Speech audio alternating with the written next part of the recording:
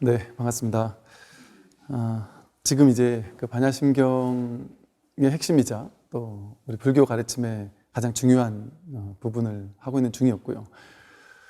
이제 조견 오온 개공하는 부분을 하고 있는 중이었는데, 오온이라는 건 나라고 했고요. 나를 5가지 정신적, 물질적으로 나눈 것이라고 했고, 우리는 무엇을 가지고 나라고 하느냐? 그게 이제 그 수상행식, 색수상행식을 가지고 나라고 여긴다고 했고, 그 가운데 이제 지난번 시간에 수상에 대해서 알아봤고, 오늘은 이제 행운에 대해서 이제 알아보려고 하는데, 행운에 대해서 이제 알아보면서 먼저 이 얘기를 먼저 좀 드려보죠. 여러분들은 이제 법당에 절에 와야 되겠다 하고 결심을 하고 나서 절에 왔잖아요, 그죠? 그러면 그거는 내가 자유의지를 가지고 절에 오리라 하고 결정을 해서 온 걸까요? 아니면 그런 자유의지가 없었을까요? 또 아까 점심에 내가 뭐 밥을 먹었다, 짜장면을 먹었다, 또는 뭘 먹었다 했을 때 그게 내가 자유의지를 가지고 내 스스로 주도적으로 결정을 내린 걸까요? 아니면 그냥 내려진 뭐 그런 걸까요? 우리는 보통 이런 얘기를 들어요. 예전에 인기 있었던 책 중에도 뭐라더라, 이제 자신의 의지적으로 뭔가 간절히 바라고 원하면 이루어진다. 그래서 간절히 원하고 간절히 바랄 때 그것이 이루어진다. 이제 이런 책도 인기가 있었어요. 그러다 보니까 우리는 당연하게 자유의지, 당연히 나에게 자유의지가 있지. 불교는 자유의지를 주장하는 종교 아니야? 이제 이렇게까지 심지어는 얘기하는 사람도 있어요. 그래서 나에게 자유의지가 있다 이렇게 생각한단 말이에요. 그런데 심지어 요즘 양자물리학 같은 뇌과학 같은 과학에서조차 그게 정말 있을까?의 퀘스천 마크를 달고 있으면서 아직도 과학계에서 그 뚜렷한 결론을 못 내리고 있는 그런 상황이거든요. 이제 그 유명한 그 연구에 이런 게 있었어요. 이제 벤자민 리벳이라는 되게 유명한 그 연구에서 그 뇌파를 분석하면서 이게 버튼을, 이 파란 버튼, 빨간 버튼이면 그 둘 중에 하나의 버튼을 누르려고 하면서 누르기 전에 언제쯤 그 누르는 결정이 일어날까를 봤더니 딱 결정 내려야 되는 그때 일어나는 게 아니라 결정이 내리기 전 0.4초 전에 먼저 뇌에서 이미 결정이 내려지고 있더라는 거예요. 이건 뭐지? 결정 내리기 전에 이미 뇌는 어떤 결정을 내릴지를 이미 결정해 놓고 있더라는 거예요. 어떻게 이럴 수가 있을까? 되게 신기했는데, 그것은 조금 더 그 발전시킨 학자가 존 딜런 헤인즈라는 사람이 똑같이 연구를 했는데, 이 사람은 무려 10초 전에 이미 결론이 내려졌다 하는 거예요. 우리 생각에는 갑자기 지금 여러분에게 뭐 짜장면 드실래요? 짬뽕 드실래요? 하고 지금 답을 해달라 하면 지금 바로 결정 내린 것 같은데 10초 전에 이미 결정이 내려져 있더라는 거예요. 심지어 이 헤인즈의 연구 결과에 따르면 둘 중에 어떤 것을 선택할지조차 그 결정이 미리 벌써 내려지고 있더라. 근데 이런 관련된 연구들은 상당히 많이 일어나고 있어요. 여기에 대해서 상당히 사람들이 좀 신기하고 있어요. 우리도 마찬가지죠. 내 의지로 나는 내 인생을 살아왔다. 그리고 자기 의지라는 게 어떤 좀 정해져 있는 것처럼 느낄 수도 있어요. 나는 원래 이런 사람이야. 나는 원래 내향적인 사람이거나 외향적인 사람이고 난 이런 걸 좋아하는 사람이야. 이렇게 자기라는 게 이렇게 딱 정해져 있을 거라고 느끼기 쉬워요. 그래서 나는 원래 이런 사람이야 라는 말 우리는 한 번씩 하잖아요. 난 이런 걸 좋아하는 사람이야. 이렇게 얘기한단 말이죠. 어제 제가 달마 혈맥론을 보니까 거기도 또 비슷한 얘기가 나오더군요. 뭐라고 나왔냐면, 이 바른 공부인이라면 업짓는 일 그런 거 그만두고 자기 인연 따라, 분수에 따라 그냥 주어진 삶을 살 뿐이다. 과도하게 추구하거나 욕망하지 않고 분수에 따라, 인연 따라 자기에게 주어진 삶을 그저 산다. 그리고 많은 어른 스님들의 말씀을 들어보면 항상 그 인연 따라 산다. 딱히 계획이란 거 없다. 미래에 뭐 반드시 이렇게 돼야 된다든지 반드시 저래 돼야 된다든지 하는 그런 계획 없이 그저 인연 따라 산다. 뭐 임성수류 이런 말도 있거든요. 임성, 성품에 모든 걸 내맡기고 그저 흐름에 따라 흐른다. 삶의 흐름에 그냥 내맡기고 따라 흐른다. 이런 어떤 말씀들을 들을 때마다 저는 너무나도 이렇게 와 닿았던 기억이 나요. 아마 그래서겠죠. 그런 인연들이 있다 보니까 자연스럽게 그냥 뭐 더 이상 크게 바랄 것 없이 이렇게 그냥 산다 이런 느낌으로 살고 싶고 또 그렇게 되는 것 같아요. 이것들을 가만히 되짚어 보건대 이게 제 의지였냔 말이죠. 이렇게 선사 스님들의 말씀들이 저에게 와서 꽂혔고 와 닿았고 하다 보니까 그것들이 나의 결정에 영향을 미치게 된단 말이에요. 이런 뭐 거대한 삶의 어떤 의지 이런 거 말고라도 현실에서 사소한 결정도 마찬가지예요. 제가 지난달 하여간 한 달 이내인데요. TV를 봤는데 거기 제가 짜장면 뭐 이런 거 별로 안 좋아하거든요. 근데 그날따라 드라마에선가 짜장면을 아주 맛있게 먹는 장면이 나오는 거예요. 근데 갑자기 그 장면이 짜장면 하도 오래 안 먹어서 그런지 그 장면이 이게 확 들어와 있더라고요. 그래서 뭐 땡땡 게티라도 하나 있으면 끓여 먹고 싶었는데 그게 없어서 못 먹었거든요. 그런데 그러고 나서 그 다음 날 제가 저 합천에 어디 절에 갈 일이 생겨서 그 절에 갔다가 이렇게 나와서 이제 돌아가던 길에 고속도로 들어가기 직전에 보니까 크게 짜장면집이 이렇게 있는 거예요. 근데 저도 모르게 그걸 보자마자 바로 그것이 들어가고 있더라고요.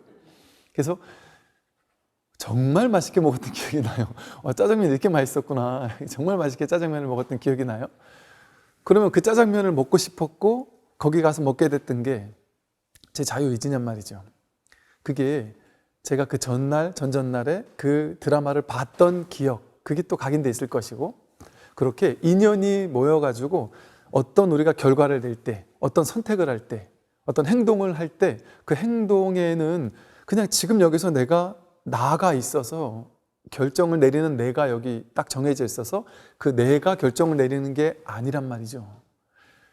그 나라는 거는 뭐냐면 고정된 실체적인 자아가 있는 것이 아니라 오취온이라고 해서 5가지가 쌓여 있을 뿐이란 말이에요. 인연 따라 쌓여 있을 뿐이다. 그래서 인연 따라 다양한 느낌, 생각, 의지, 의식이 내 안에 이렇게 경험으로서 쌓여 있다가 쌓여 있던 것들이 어떤 결정을 내릴 때 이것을 참고해가지고 결정을 내린단 말이죠. 그래서 우리는 어떤 결정을 내릴 때도 내가 내 스스로 결정을 내렸다고 믿지만 사실은 그게 내 삶의 바탕, 배경에서 쌓여왔던 업식 이런 것들의 영향을 받아서 결정을 내립니다. 또 어떤 분은 그럴 거예요. 아닌데요, 스님. 저는 항상 A라는 결정을 내리는 사람인데 그날따라 갑자기 B라는 결정을 딱 내렸는데 자유지로 이렇게 생각할 수 있거든요. 본인 스스로의 의지에 의해서 혹은 자신의 어떤 한 생각 혹은 그동안 자신의 생각 이럴 수 있죠. 어떤 영향을 받아서 내가 왜 맨날 이 선택만 해야 되지? 뭔가 좀 다른 선택을 한번 내릴 수 없을까 하는 한 생각이 어떤 인연 따라 일어났을 수도 있어요.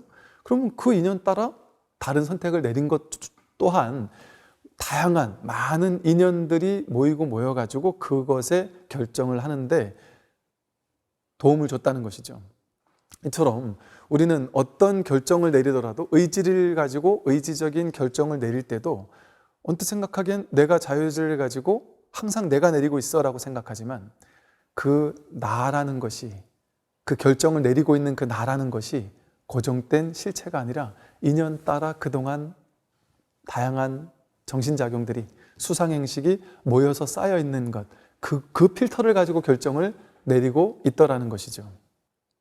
그 유발 하랄이라는 분은 이렇게 말하기도 해요.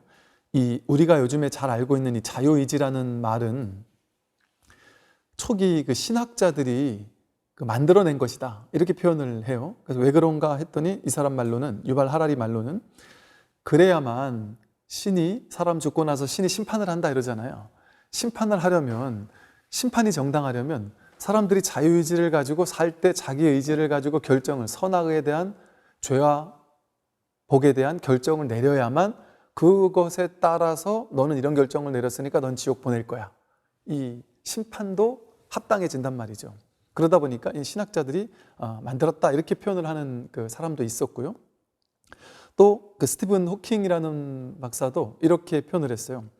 우리는 자유의지가 없는 세계에서 자유의지가 있는 척 살아가고 있는 것, 그것이 우리가 할 수 있는 최선이다. 이런 표현을 했다 그래요. 이렇게 불교에서는 그 이 의지 있잖아요. 의지, 자유의지라고 느끼는 우리 의지 또는 욕구, 바램, 내가 스스로 결정을 내리는 어떤 힘, 혹은 어떤 행동을 유발하는 어떤 동기가 되는 마음, 즉 업을 짓는데 동기가 되는 원동력이 되는 마음, 이것을 불교에서는 행온이라고 부릅니다.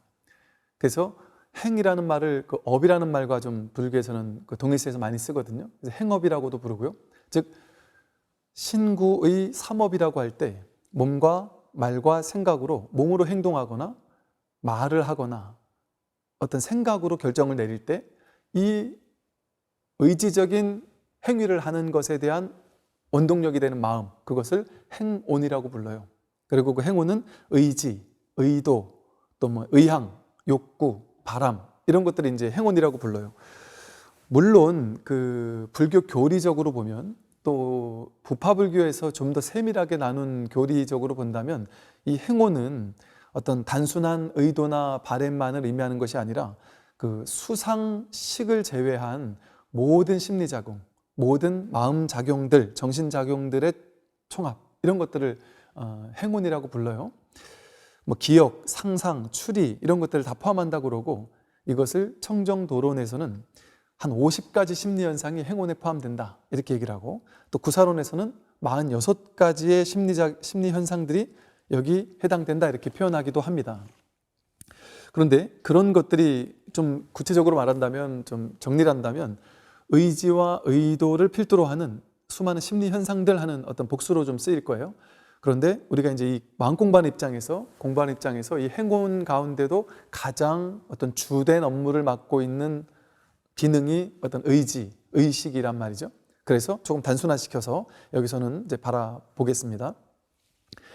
이 의지나 의식은 어떻게 일어나느냐, 우리 앞에서 수상에 대해서, 느낌과 생각에 대해서 살펴본 것처럼 이것도 어떻게 일어나냐면 12처에서 일어난단 말이죠. 즉 눈, 귀, 코, 혀몸 뜻이 색성향 미촉법을 접촉할 때, 그때 수상사가 일어난다 그래요. 그게 바로 수상행을 얘기합니다. 즉 느낌과 생각과 의지가 일어난다는 거예요. 즉 눈으로 내가 좋아하는 것을 볼 때 좋은 느낌이 일어나고, 싫어하는 걸 볼 때 싫은 느낌이 일어나겠죠. 또 좋은 느낌이 일어나는 건 지난 시간에 배운 상작용, 그 생각하고 상의 작용, 표상작용을 가지고 이거는 무엇이구나 하고 언어로 이름 붙이는 개념작용이 일어날 거예요. 그래서 감정적으로 좋은 느낌, 그리고 이성적으로 무엇이구나 하는 느낌과 감정의 작용이 일어나고, 그것에 따라서 좋은 거다 하면 내가 그걸 갖고 싶어서 행동에 옮긴단 말이에요. 이렇게 가지려는 행동에 옮기는 행위, 이 행위를 하는 마음이 바로 의지작용, 행온이라고 했죠. 행위의 원동력이 되는 마음.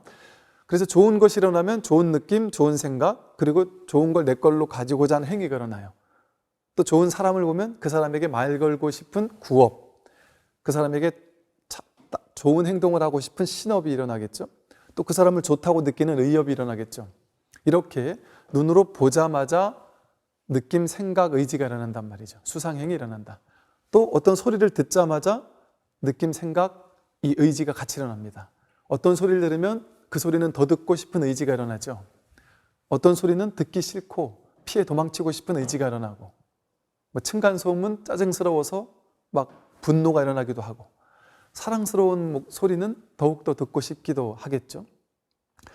코로 냄새 맡을 때도, 입으로 맛볼 때도, 몸으로 감촉을 느낄 때도, 또 뜻으로 생각할 때도 항상 그 접촉이 일어남과 동시에 눈, 귀, 가, 혀몸 뜻이 색성향 미촉법을 접촉할 때, 바로 그때 좋다, 싫다, 그자 그렇다 하는 이런 느낌도 일어나고, 또 그것이 무엇이냐라고 표상작용도 일어나고, 그에 따라서 그것을 취하거나 버리고 싶어서 행동에 옮기고자 하는 그런 의지작용이 일어납니다. 이렇게 12처에서 수상사가 일어나요. 눈 깊고 혐없듯이 색상의 미촉법을 접촉할 때 거기에서 인연 따라 의지가 일어난단 말이에요. 그런데 우리는 이것을 모르고 자기의 자유의지는 결정적으로 정해져 있다고 생각하기 쉽습니다. 내가 이것을 좋아하고 이것을 하고 싶어 하는 것은 원래 내가 그런 사람이라서 그래.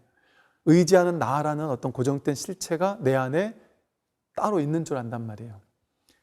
결정 내리는 내가 항상 있다고 생각해요. 그런데 여러분도 그렇잖아요. 내 의지가 정말 견고한 나의 의지라고 고정할 만한 게 정해져 있던가요? 과거에 너무 무언가를 하고 싶었는데 지금은 너무 하기 싫어질 수도 있죠. 또 어떤 삶의 경험에 따라서 어떤 소리를 듣고 싶을 수도 있고 또 어떤 말에 대한 트라우마를 겪고 나면 그 소리가 듣기 싫어질 수도 있어요. 무언가를 너무 하고 싶다가 그것이 너무 싫어질 수도 있습니다. 어떤 종교를 너무나도 좋아하다가 그 종교에서 너무 상처를 받아가지고 종교의 지혜자만 꺼내도 막 싫다고 하는 사람도 있을 수 있단 말이죠. 이처럼 우리의 어떤 그 의지 이런 것들은 끊임없이 변화하고 계속해서 인연 따라 바뀌어 나가요. 그래서 우리 안에 고정된 실체적인 의지하는 나, 결정을 내리는 나, 어떤 행위를 항상 하고 싶어 하는 나, 그런 게 정해져 있지 않습니다. 그것은 인연 따라 벌어져요. 그러면 우리가 또 이렇게 얘기를 들으면 불교는 그러면 행온이 무아라고 했으니까 반야심경에도 행온이 무아라고 나오니까 그러면 불교의 결론은 자유의지는 없다군요. 그럼 불교에서 하는 말은 자유의지는 없는 거네요. 이렇게 해서 딱 쥔단 말이에요. 그래서 어디 가서 그래요. 불교에서는 자유의지가 없대. 자유의지 없는 거야. 이렇게 결론을 내린단 말이에요. 부처님께서 무아라고 하신 것은 불교는 주의 주장이 없습니다. 즉 정해진 부처님께서 이것이 절대 진리라고 해서 그것을 주장하고 거기에 머물러서 집착하도록 만든 그런 교리가 없단 말이에요. 불교의 모든 교리는 이것도 실제가 아니다, 저것도 실제가 아니다. 연기법이라는 게 연기법이라는 뭐가 있는 게 아니라 인연 따라 모이고 흩어지는 그 원리를 연기법이라고 이름했을 뿐이지 모이고 흩어지는데 어찌 이것을 실제라고 할 수 있겠느냐? 그건 실제가 아니다. 이 얘기를 하려고 하는 거거든요. 무아, 공성 다 마찬가지. 5온, 12처, 18개도 다 마찬가지입니다. 그 5온이나 12처, 18개가 진짜 있다는 얘기가 하려고 하는 게 아니라 인연 따라 화합해서 5온, 18개가 만들어졌을 뿐이다. 나와 세계가 그렇게 만들어졌을 뿐이다. 그러니 그것은 실제가 아니다라는 비실체성을 설명하기 위한 것이죠. 그래서 불교는 무아를 주장하는 종교냐? 아닙니다. 부처님께서는 이렇게 얘기하면 또 어떤 분들은 그러겠죠. 저 스님은 석가모니 부처님 무아를 얘기하셨는데 무아가 아니라고 하냐? 이렇게 얘기할 수도 있겠지만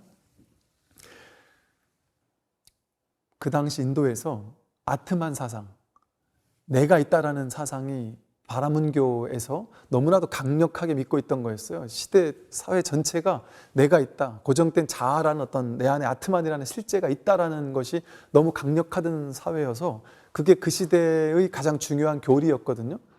그것을 깨뜨리기 위해서 그것과 반대되는 무아를 연기법과 사성제를 설명하는 데 있어서 무아라는 것을 좀 도드라지게 사용했던 거예요. 그 당시에 치우친 교리를 깨뜨리기 위해서, 치우치고 사로잡힌 생각에 대한 집착을 깨기 위해서.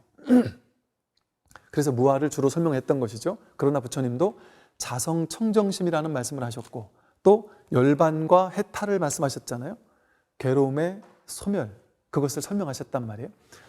석가모니 부처님께서 말씀하신 열반과 해탈, 이게 바로 선불교에서 얘기하는 자성이고 본래 면목이고 주인공이에요. 다르지 않은 거예요, 정확하게. 그런데 어감이 느낌이 주인공, 본래 면목, 불성 이러면 고정된 자아 같단 말이에요. 참나 같은 어감, 뉘앙스를 풍긴단 말이에요. 그러니까 이게 무아랑 다른 거라고 생각해요. 전혀 그렇지 않습니다. 달마 스님이 쓰신 무심론이라는 글에도 보면 무아가 곧 아거든요. 무심이 곧 심이에요. 마음을 얘기할 때 마음이라고도 표현하고요.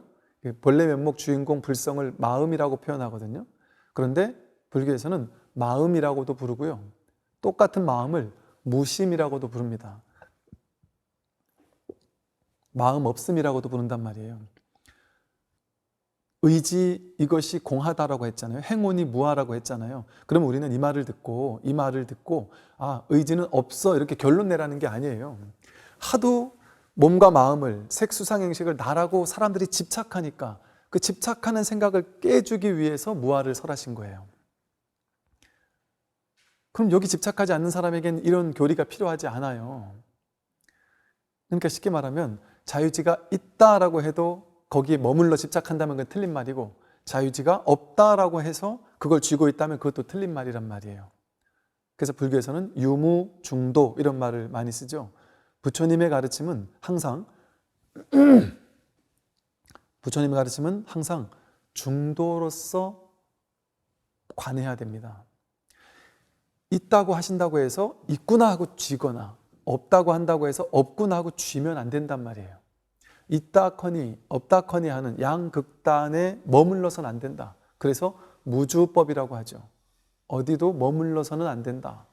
응무소주 이생기심, 머무는 법 없이 마음을 내야 한다. 의지가 없다 이러니까 없다라는 데 탁 머물러서 불교는 자유주의가 없대 하고 집착해서는 안 된단 말이에요. 우리가 현실에서 진짜 자유주의 없다라고 얘기할 수 있냔 말이에요. 또 있다라고 얘기할 수 있는 측면들이 현실에서 봤을 때는 또 분명히 있단 말이죠. 그래서 이걸 없다거나 있다거나 하는 양극단 어느 하나를 쥐어서는 안 된다. 진정으로 이 오온계공이 설명하고자 하는 것이 바로 그 중도적으로 드러내는 방법이란 말이죠. 그럼 이제 좀 더 행운을 보면요. 행운을 조금 구체적으로 말하면 유의를 조작하는 것 이렇게 표현을 하기도 해요. 유의를 조작한다라고 이렇게 설명을 해요. 유의라는 게 부처님도 행동하시잖아요. 업을 지으시잖아요. 말하고 생각하고 행동하거든요. 행위를 하세요. 즉 우리가 봤을 때 유의행이 좋지 않은 거면 부처님도 행동하시잖아요. 그런데 부처님은 유의행이 아니라 무의행을 하신다고 그러죠. 무의, 없을 무자, 할 위자. 하되 한 바가 없는 행을 하신다는 거예요. 좀 요즘 말로 쉽게 말하면 뒤끝이 없다는 거예요. 머무는 마음, 집착하는 마음 없이 그저 즉한 바대로 한다는 거예요. 과거나 미래 막 그걸 한번 결정하고 나서 그걸 가지고 오래오래 막 마음에 담아두고 뒤에 가서 되짚어보고 이러지 않고 그냥 그 순간 그냥 즉한 결정을 내릴 뿐이지. 그래서 했는데 거기에 과도하게 집착하고 하지 않는다. 그래서 무의행을 하신다 그러거든요. 그래서 이 마음 공부는 우리가 행동을 하나도 행운이 무하니까 의지작용이 고정된 실체적 자아가 아니니까 나는 아무 행동도 하지 말아야 되나? 업을 짓지 말아야 되나? 그게 아니란 말이죠. 업을 짓지 않는 게 아닙니다. 행위를 해요. 겉으로 봤을 땐 똑같이 남들과 똑같이 옛날 깨닫기 전과 깨닫는 이유가 부처님처럼 똑같이 부처님도 끊임없이 행동을 하셨단 말이에요. 말하고 생각하고 행동하고 끊임없이 행위를 하십니다. 근데 부처님의 행위는 하되 한 바가 없단 말이에요. 반드시 이래야만 한다라는 의지에 집착하지 않으니까 그건 실제가 아니라는 사실을 아니까 그 의지, 바람, 욕망이라는 것은 내가 정해진 실체가 아닌 거예요. 부처님에게는. 그것을 나라고 그 의지하는 나라는 것을 고정된 실체적으로 쥐고 있지 않으니까. 그러나 의지를 일으키지 않는 건 아니에요. 그러니까 마음은 내는 거예요. 부처님도. 마음은 내는데 반드시 돼야 된다는 생각이 없어요.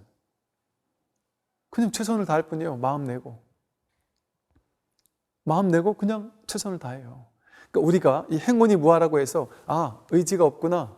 그러니까 나는 무기력하게 살아야 되겠구나. 그 말이 아니란 말이죠. 불교는. 행운이 없지만 아까 말했죠. 유무중도를 얘기했죠. 자유지가 없다는 데 치우쳐도 안 되고 있다는 데 치우쳐도 안 된다 그랬잖아요. 그 말이 뭐겠어요? 의지를 쓰되 의지를 실제화시키지 않고 의지에 집착하는 바 없이 그 의지를 쓴단 말이에요. 하되 함이 없이 한다.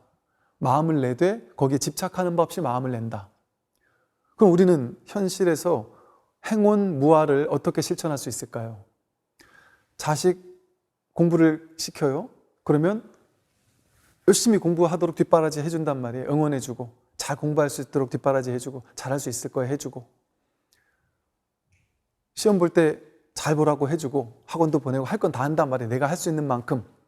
그런데 결과에 대한 집착이 없어서 자식이 어떤 성적표를 가져오더라도 고생했다, 수고했다, 응원해주고, 결과는 크게 진심으로 집착하지 않는 모습을 보이는 부모님들을 저는 많이 봤거든요. 정말 그게 안 되는 게 아니더란 말이죠. 열심히 하도록 뒷바라진 최선을 다하지만 결과에 대한 집착을 하지 않는 거예요. 자신의 인생에서도 마찬가지예요. 돈을 벌어야지 목표를 세우는 건 좋단 말이에요. 행운이 개공이라고 해서, 행운이 뭐하라고 해서 의지를 일으키지 말라는 얘기가 아닙니다. 하되 함이 없이 하라는 것이지. 돈을 벌어서 나는 집을 하나 사야지, 그 목표를 가지고 열심히 일을 한단 말이에요. 그런데 이건 될 수도 있고 안 될 수도 있는 거잖아요. 나에게 달린 일이 아닌 거예요. 우리가 마음 하나 일으키면 내가 의지적으로 노력하면 될 거야 이렇게 생각하는데, 내가 노력해서 되는 게 아니에요. 세상은 내가 노력한다고 100% 되지는 않아요. 나의 노력과 주변의 수많은 인연들이 같이 탁 맞아떨어져야 돼요. 즉 시절 인연이 딱 맞아떨어져야, 인연이 맞아야 되는 거지. 즉 인연이 그것을 만들어내는 것이지 내가 만드는 게 아닌 거예요. 그러니까 애초에 집착 없이 그것을 하는 거예요. 그러니까 결과에 대한 집착이 없으니까 두려움이 사라져요. 근심 걱정이 없어요. 돼도 좋고 안 돼도 좋으니까 무엇이든 열정적으로 열심히 해요. 결과에 대해서 과도하게 집착하면 집착할수록 내가 순수한 의도인가, 그러니까 지혜로운 행운무화를 실천하는 건가, 아니면 행운이 나라고 집착한 채 결정을 내리는 건가를 스스로 알아보려면 어떻게 하면 되냐면, 이걸 하고 싶은데 그게 너무 하고 싶어 죽겠는데다가 그게 안 되면 어쩌지 하고 막 두려움에 떨거나 불안초조해지면, 내가 예를 들어 뭐 주식을 투자를 하는데 이게 떨어지면 어쩌지 하고 막 불안초조하면 그 사람은 완전히 지혜롭지 못한 결정을 내리고 있는 거죠. 왜? 불안초조하다는 건 뭐예요? 반드시 올라야 돼 하는 생각이잖아요. 반드시 내가 원하는 대로 돼야 돼 하는 생각이잖아요. 결과를 내맡긴 게 아니잖아요. 내가 성공해야 아름다운 게 아니란 말이에요. 돈을 벌어야만 아름다운 게 아니란 말이에요. 그냥 지금 그것을 경험하는 그것 자체가 전부예요. 지금 이 순간이 전부거든요. 사실은 그것을 가질 수가 없어요. 소유한다라는 망상이 일어날 뿐이지, 서울에 집을 한 채 가졌어도 그건 내 집이 아니에요. 내가 집을 소유했다라는 생각이지. 생각이에요, 생각. 인디언들이 얘기했듯이 어떻게 땅에다가 금 굽고 내 거, 네 거라고 할 수가 있어요. 내 거라고 생각할 뿐이지. 제가 서울부터 부산 왔다 갔다 해보니까 그 도로가 다 내 거던데요. 누구 주인은 있겠지만 그냥 그렇게. 그래서 요즘 사람들은 소유하는 것보다 그냥 경험하는 걸 중시한다잖아요. 그래서 요즘에 그 트렌드 때문에 요즘에는 내 걸로 굳이 사지 않고 렌탈 문화가 많은 게 그래서 그렇대요. 그냥 그걸 경험하면 되지 왜 굳이 내 걸로 만들어야 돼? 이런다는 거죠. 무엇을 해도 좋단 말이에요. 자신의 인생에서 무엇을 결정하고 의지적으로 결정을 내리고 바라고 욕망하고 욕구하고 그것을 위해서 최선을 다해도 좋다. 그러나 그것은 될 수도 있고 안 될 수도 있다.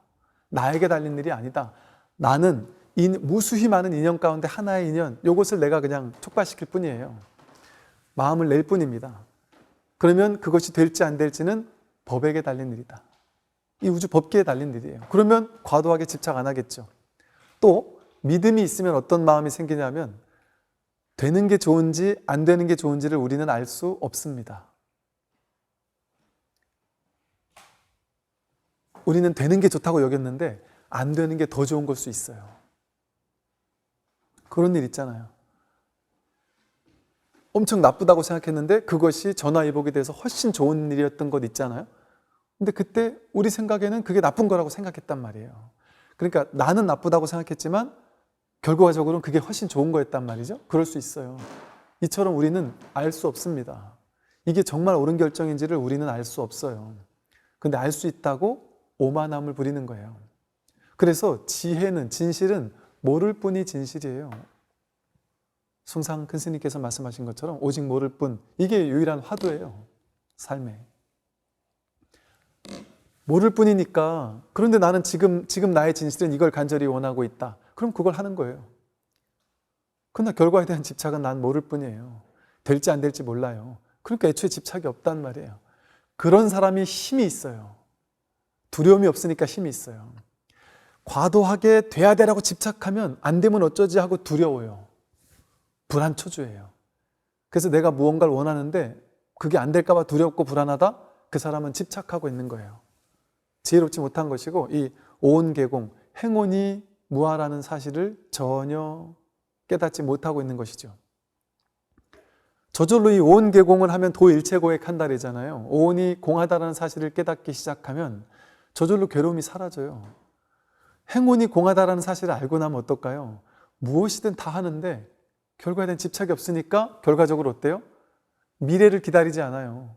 미래에 대한 결과에 대한 집착이 없으니까. 미래까지 갈 필요가 없잖아요. 항상 지금이에요. 지금 여기 있어요. 여기. 지금 여기에 살아있죠. 지금 내가 마음 낸 이것이 전부예요.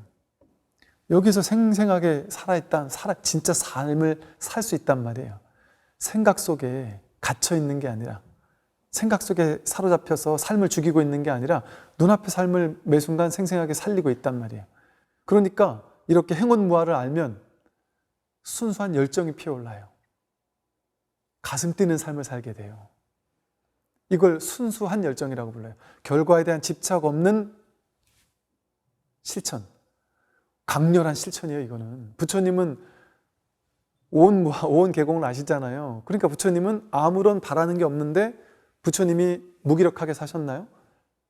가장 많은 활동력을, 왕성한 활동력을 보였고, 수많은 종교 교주들 가운데 부처님처럼 당대의 성공을 이룬 분이 없다 그래요. 부처님 당대에 수많은 그 나라에 부처님 도량, 사찰들이 얼마나 많이 건립됐고 얼마나 많은 사람들을 불교로 전법을 시키셨어요. 상상할 수 없는 왕성한 활동력을 보였거든요. 그럼 부처님이 그 의도에서 했느냐? 의도에서 한 게 아니란 말이에요. 돼도 좋고 안 돼도 좋단 말이에요. 부처님은 돼야 된다는 생각도 없단 말이에요. 애초에 처음 법회 할 때부터 법문을 해도 좋고 안 해도 좋았던 분인데, 그러니까 법문을 안 할까 했단 말이에요. 그 어디에도 집착이나 이런 게 없단 말이죠. 그러니까 거기서 가장 하되 함이 없이 하는 사람이 가장 큰 에너지, 열정을 가져요. 그랬을 때 마음이 고요해지잖아요. 과도한 집착과 막 욕망이 없으니까 생각이 쉬게 돼요. 그러니까 순수한 마음으로 고요해진단 말이에요. 고요해지니까 거기서 번뜩이는 아이디어, 창의력, 창발성 같은 것들이 요즘 말로 뿜뿜한단 말이에요. 그래서 지금은 대기업 같은 데서도 오히려 창의적이고 창발성인 아이디어를 가진 사람들, 그런 사람들을 주목하는 이유가 거기 있어요. 저도 이게 음악 오디션 같은 걸 보다 보면 그냥 노래 잘하는 사람이 이렇게 확 가슴 꽂히는 게 아니라, 노래를 되게 투박하고 못해도 되게 독특한 자기 색깔로 막 부르는 사람 노래를 들으면 저도 모르게 그냥 눈물이 막 확 떨어지면서 막 감동이 될 때가 있어요. 이거는 뭐 가사를 음미하지도 않았는데 그냥 그 몸짓 하나 손짓 하나가 그냥 감동인 경우가 있거든요. 이렇게 머무는 바 없이 마음을 내게 됐을 때, 행운이 내가 의지, 욕망, 바램, 욕구 이런 것들이 실체가 아니구나. 고정된 실제가 아니구나. 내가 이걸 진짜라고 생각해가지고 자기 생각에 고집하고 자기 의지에 고집하고 반드시 내 인생은 이래야 돼, 내 인생은 저래야 돼 하고 자기 인생의 기준을 만들어 놓고 목표를 만들어 놓고 거기에 집착하고 그거를 쫓아가는 삶. 그러니까 우리가 바쁜 거예요. 한 번도 쉬지 못한 거예요. 달성해야 될 목적에 대한 집착이 있으니까. 그 언제까지 달려가야 될까요? 죽을 때까지 달려가도 안 채워집니다. 왜? 그걸 달성해야지만 해결되는 게 아니라 내면의 공허함이기 때문에 그래요. 내면의 갈증이기 때문에 그래요. 이 내면에서 해결돼 버리면 해결되는 것이지 바깥의 물질의 문제가 아닌 거죠. 소유의 문제가 아닌 겁니다. 그래서 이 행운무아라는 사실을, 이게 되게 중요한 가르침이에요. 이거를 깨닫게 되면 정말 자유롭게 무엇이든 하지만 거기에 과도하게 집착하는 바가 없어서 그러면 끝이에요. 그러면 인생 더 이상 추구할 게 없고 바라는 게 없어요. 그치고 눈앞을 살아요. 열정적으로 눈앞을 살아요. 액티브한 사람이 돼요. 되게 순수한 열정으로. 순수해요. 놀라운 에너지가 강력하게 갑자기 확 끌어올라서 어떤 성취를 이루어내요. 그런 사람들이. 힘을 뺀 사람들이 성공해요. 반드시 해야 돼 하고 막 긴장하고 있으면 그 사람은 능력 발휘를 못해요. 힘을 쫙 빼고 그냥 편하게 쉴 때, 잘해야지 하는 생각을 가지면 더 못한단 말이에요. 이게 바로 이 행운이 공하다라는 사실에 담긴 진실이에요. 뜻이에요. 이 행운이 공하다라는 사실을 알면 우리는 이대로 이렇게 자유롭게 살아갈 수가 있게 됩니다. 이런 말이 있습니다. 업보는 있는데 작자가 없다라는 말이 있어요. 작자나 수자가 없다 이래요. 즉 업을 지으면 거기에 따른 과보를 언젠간 받겠죠. 그죠? 업을 지으면 도둑질하면 나중에 도둑질한 과보를 받을 거 아니에요. 감옥에 가든지 할 거 아니에요. 그런데 업을 짓는 사람도 없고 업을 받는 사람도 없다는 거예요. 업에 대한 과보는 있으나 업보는 있으나 작자는 없다. 즉 지금 도둑질한 사람이 있어요. 그럼 그 사람은 도둑질을 하는 그 인연으로 인해서 지금 도둑놈이에요. 지금 도둑놈이라고 우리가 인연 따라 그렇게 잠깐 불렀을 뿐이에요. 근데 도둑놈을 한 그 고정된 실체적 자아가 있지 않아요. 그 사람은 도둑놈을 했을 때만 도둑놈이지, 즉 옛날에 10년 전에 도둑놈을 했지만 완전히 참회하고 마음을 바꿔가지고 지금은 남들 돕는 일을 하고 있다. 정말 지혜로운 일을 하고 있다. 그럼 그 사람을 우리는 도둑놈이라고 합니까? 옛날에 이랬던 사람이 지금 이렇게 훌륭하게 바뀐 사람이라고 찬탄하지 않겠어요? 그럼 그 사람을 지금도 도둑놈이라고 하냔 말이에요. 도둑놈이라고 안 합니다. 우리는 부처님을 왕자라고 안 하잖아요. 석가모니 부처님이라고 하지. 옛날에 그것을 했다고 해도 그 사람이라고 딱 정해진 것이 아니란 말이죠.